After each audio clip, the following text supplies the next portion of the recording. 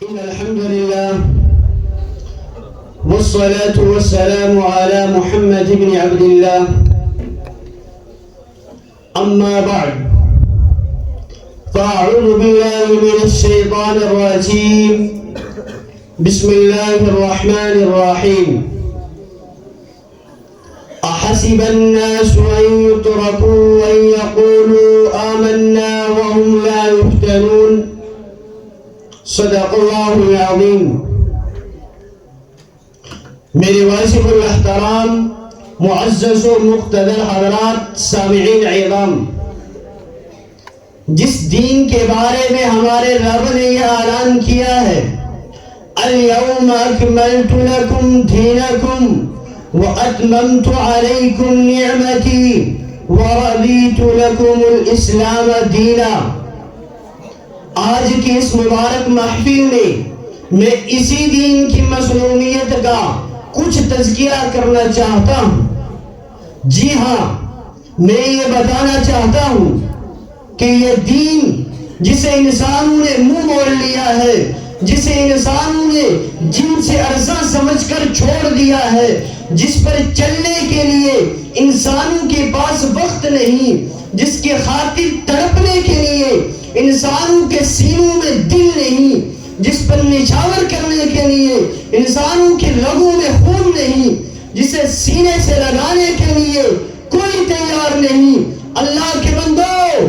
جانتے بھی ہو اس دین کے خاطر کتنی قربانیاں دی گئی، کتنا خون بہایا گیا، کتنی عزتیں لٹ گئیں، کتنی جوانیاں نثار ہوئی، کتنے گھر برباد ہوئے۔ کیا تم یہ سمجھتے ہو کہ اس دین کی اشاعت کا پروگرام ڈرائنگ روم میں تیار ہوا تھا اور پھر آرام دہ سواریوں کے ذریعے اسے پورے عالم میں پھیلا دیا گیا؟ کیا تم یہ خیال کرتے ہو اگر تمہیں یہ دین و ایمان کی دولت میراث میں مل گئی تو اس کے حصول کے لیے کسی نے بھی قربانی نہیں دی؟ میرے دوست، آنکھوں سے غفلت کا پردہ ہٹا، چشم بپوشا میرے سامنے آ، میں تجھ کو بتاتا ہوں کہ اس دین کے خاطر کتنی قربانیاں دی گئیں، کتنا خون بہایا گیا۔ ذرا مکے کا تصور ذہن میں لا، یہ مکہ ہے، اسے ام القرآن ہونے کا شرف حاصل ہے، یہاں بیت اللہ ہے جس کی بنیاد ملائکہ نے رکھی، جس کی تعمیر کا شرف سیدنا ابراہیم خلیل اللہ اور اسماعیل ذبیح اللہ علیہ السلام کو حاصل ہوا۔ پھر میرے اور آپ کے نبی نے، مشرق و مغرب کے نبی نے، انبیاء کے سردار نبی نے ایمان کی دعوت دی، شرک کی تردید کی، اللہ کے بندوں کو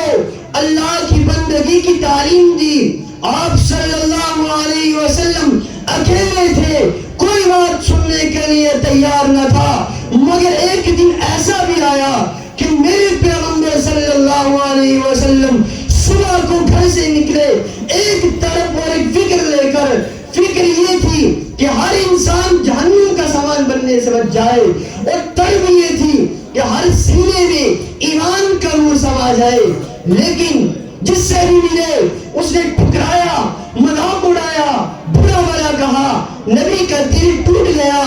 ہائے اللہ، میں انہیں تیری بندگی کی طرف بلاتا ہوں، وہ مجھے گالیاں دیتے ہیں، میں ان سے صلہ نہیں چاہتا، اجرت کی آرزو نہیں، سیادت کی خواہش نہیں، انہیں کا بڑا چاہتا ہوں۔ یہ سمجھتے کیوں نہیں؟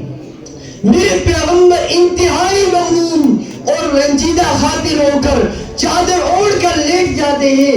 دل میں غم ہے، آنکھوں میں آنسو ہے، زبان مبارک پر دعا ہے۔ رب محمد نے بڑی پیار کے انداز میں پکارا، یا ایھا المدثر قم فانذر وربک فکبر، اے کمبل اوڑھنے والے اٹھ جائیے اور لوگوں کا ڈرائیے اور اپنے پروردگار کی بڑائی بیان کیجئے۔ چنانچہ میرے پیغمبر صلی اللہ علیہ وسلم ہمت کر کے نئے بلالا اور جذبہ کے ساتھ ایمان کی دعوت دینے کے لیے پھر سے کھڑے ہو جاتے ہیں، کنویں صفا پہ چڑھتے ہیں، یا صباحاؤ کا نعرہ بلند کرتے ہیں۔ کم و بیش 40 افراد جمع ہوئے۔ میرے پیغمبر صلی اللہ علیہ وسلم نے فرمایا، اے لوگوں، اگر میں یہ کہوں کہ اس پہاڑی کے پیچھے ایک فوج ہے جو ابھی تم پر حملہ کرنے والی بتاؤ تمہاری کیا رائے ہے؟ تمام لوگوں نے بیک زبان ہو کر جواب دیا،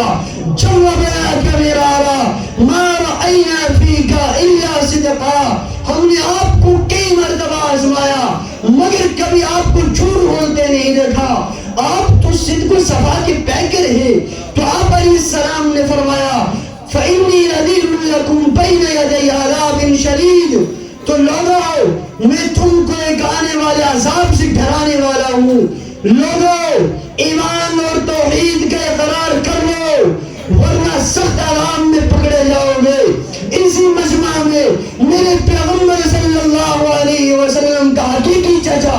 ابو لہب بھی موجود تھا، بڑی نفرت کے ساتھ میرے پیغمبر کی باتیں سن کر ہاتھ کو جھٹکتا ہوا کھڑا ہوا اور کہنے لگا تبن لک یا محمد ایہذا جماعتنا نعوذ باللہ من ذالک، اے محمد تیرا ناس ہو، کیا تم نے ہمیں اسی لیے جمع کیا تھا؟ ہم تو کام والے تھے، ہم مصروف تھے، تو نے ہمارے وقت کو ضائع کر دیا۔ پھر بکواس کرتے ہوئے گالیاں دیتے ہوئے گھر کی طرف گیا۔ ادھر میرے پیغمبر صلی اللہ علیہ وسلم کی دونوں بیٹیاں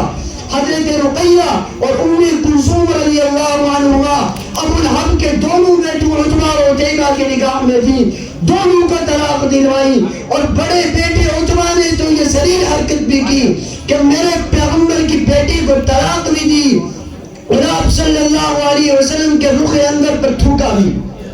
ہائے اس رخ اندر پر تھوکا جو چاند سے زیادہ حسین اور پھولوں سے زیادہ خوبصورت تھا، اس چہرے پہ تھوکا جس کے چہرے کی تابانیوں سے سورج کو ضیاء ملی اور ستاروں کو چمک ملی، اس چہرے پہ تھوکا جس کے بارے میں حضرت جابر رضی اللہ تعالیٰ عنہ فرماتے ہیں کہ میں کبھی چاند کو دیکھتا ہوں اور کبھی پیغمبر کے چہرہ انور کو دیکھتا ہوں۔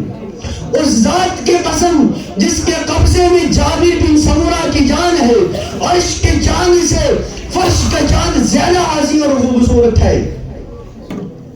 ہائے میرے پیغمبر صلی اللہ علیہ وسلم تڑپ اٹھے کہ اپنا ہی داماد بیٹی کو طلاق بھی دے اور رخ اندر پر تھوکے بھی۔